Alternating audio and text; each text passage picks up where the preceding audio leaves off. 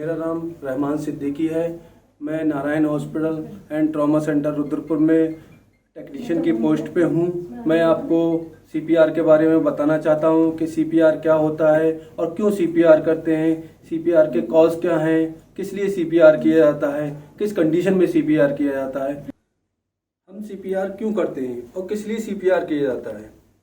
CPR कई सारे कारणों के कारण किया जाता है, जैसे कि हम बस में सफ़र कर रहे हैं या कहीं बाहर किसी पार्किंग में टहल रहे हैं या कहीं और जगह पर टहल रहे हैं। किसी भी व्यक्ति को अगर बेहोश हो गया, सडन बेहोश हो गया, चक्कर खा के गिर गया, या दौड़ते रनिंग करते हैं, सुबह सुबह मॉर्निंग में पार्किंग में लोग रनिंग कर रहे हैं, तुरंत चक्कर खा के गिर गए, तो हम क्या करते हैं, उसको उस कंडीशन में क्या करना चाहिए। जब पेशेंट बेहोश हो गया, कुछ लोग होते हैं अरे बेहोश हो गया, पता नहीं क्या हो गया, भागने लगते हैं।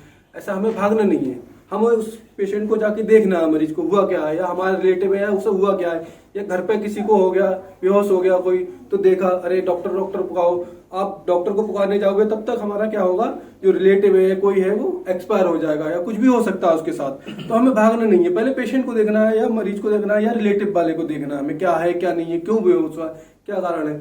अब हम सीपीआर बताएंगे कि सीपीआर क्या है क्या नहीं है। सीपीआर के बारे में आपको जानकारी दी जाएगी कि सीपीआर क्यों कराया जाता है।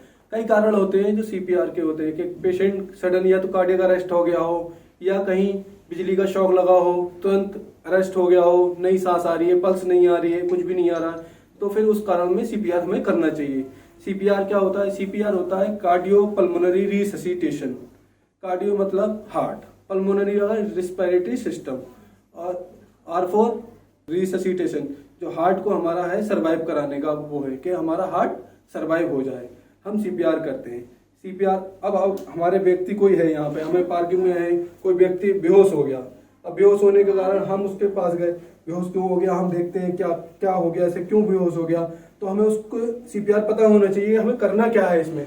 तो आप भागते भागते जाओगे, जाके फिर उसे देखोगे, हाँ सर, हेलो सर, ठीक है आप, ठीक है, आपने पल्स चेक करी, आपको पल्स रेडियल नहीं देखनी है, हाथ से पल्स भी चेक करेगा, खाली पहले पेशेंट को पुकारना, हेलो सर आप ठीक हो क्या, ठीक हो। अगर ये रिस्पॉन्स नहीं दे रहे हैं फिर आप सांस चेक करेंगे, इसकी सांस चेक करने के बाद कान से सुनेंगे सांस आ रही है या नहीं आ रही है, ब्रीथ ले रहे नहीं रहे, और हमारी जो आइज है चेस्ट पे होना चाहिए, चेस्ट कंप्रेशन हो रहा है या नहीं। कभी कभी क्या होता है, कान से सांस की सुनाई नहीं आ पाती, चेस्ट पे भी हमारी आंखें होना चाहिए और कान यहाँ लगे होना चाहिए, नाक के पास में लगे होना चाहिए। फिर उसके बाद हम चेक करें, अगर सांस नहीं आ रही है तो हम हेल्पलाइन नंबर पे, किसी को इमरजेंसी नंबर पे कॉल करेंगे कि फटाफट कोई मतलब आपके पास बुलाएं, हम किसी इमरजेंसी सर्विस को बुलाएं कि फटाफट जो आ सके। अगर कोई इमरजेंसी सर्विस नहीं है तो आसपास लोग होते हैं उनको बुला लो, सर हेल्प हमारी हेल्प करो, तो वो लोग भागते हुए आएंगे हमारे पास। फिर उसके बाद हमें क्या करना है, उसकी पल्स चेक करना है, पल्स चेक करना है हमें टिल्ड करके, अब हमें पल्स चेक करना है। पल्स चेक करेंगे हम इसको 3 फिंगर से, जो हमारी ट्रैकिया है, ट्रैकिया के जस्ट नीचे 3 फिंगर से हम पल्स चेक करेंगे। पल्स अगर नहीं, पल्स आ रही है तो हम सीपीआर नहीं करेंगे, हमें कोई जरूरत नहीं है सीपीआर करने की। तो अगर पल्स नहीं आ रही है तो पल्स नहीं आ रही है, फिर हम उसका देन सीपीआर करेंगे।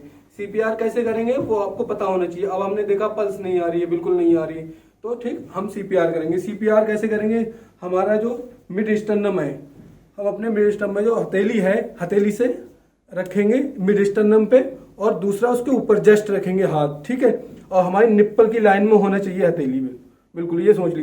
फिर जस्ट सेंटर में ये रखा है मिड स्टर्नम में, निप्पल के पास, फिर उसके पास जस्ट हथेली से हम सीधे, हाथ बिल्कुल सीधे होना चाहिए, कोहनियाँ टेढ़ी नहीं होना चाहिए, कंधे जो हैं शोल्डर हैं बिल्कुल सीधे स्ट्रेट होना चाहिए, और हमें ऐसे पैरों के बल सीधे ऐसे उसके ऊपर आ जाना चाहिए। आके फिर उसके बाद कम से कम कुछ नहीं, जो सीपीआर करेंगे 30 कंप्रेशन हमें देनी है। 30 कंप्रेशन, हमारी जो कोहनियाँ हैं मुड़ना नहीं चाहिए, शोल्डर से हमें सीपीआर करना है, और कम से कम 30 कंप्रेशन देना है। 30 कंप्रेशन के बाद हमें क्या करना है, 2 ब्रीथ देना है।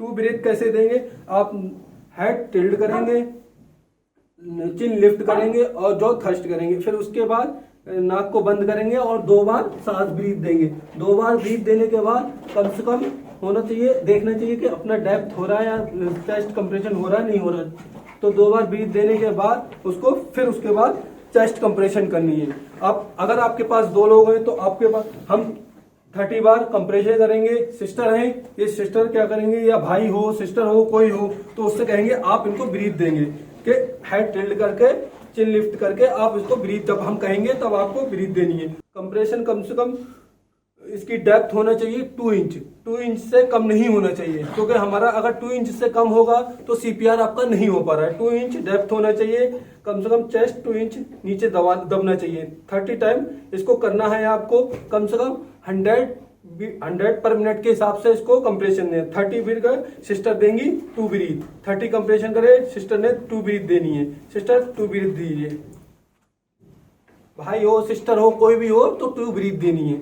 फिर उसके बाद फिर 30 कंप्रेशन में 2 मिनट में कम से कम ऐसी 5 साइकिलें हो जाना चाहिए कि आपको जब तक पेशेंट को, अगर 2 बार आपने किया, करने के बाद 5 साइकिल कंप्लीट कर ली, फिर अपना देखा हेलो सर आप ठीक है, पल्स चेक करी नहीं आ रही, फिर दोबारा से फिर करना है, वही साइकिल रिपीट करना है। कंटिन्यूस साइकिल रिपीट करने के बाद अगर कॉन्शियस हो रहा है ठीक है, तब तक आपकी इमरजेंसी सर्विसेज आ जाएंगी, तो कुछ ना कुछ आपका पेशेंट अस्पताल में पहुंच सकता है इससे। और आपको चेस्ट कंप्रेशन नहीं छोड़ना है। कुछ कंडीशन ऐसी होती है कि पेशेंट वॉमिट कर लेता है, वॉमिट करने के बाद हम सीपीआर नहीं कर पाते या रेस्पिरेशन, आपको सीपीआर करना ही करना है, चाहे वॉमिट कर लियो आप, रेस्पिरेशन मत दो, लेकिन बट सीपीआर नहीं छोड़ना है। इससे क्या होगा, पेशेंट की जान बच जाएगी। Thank you.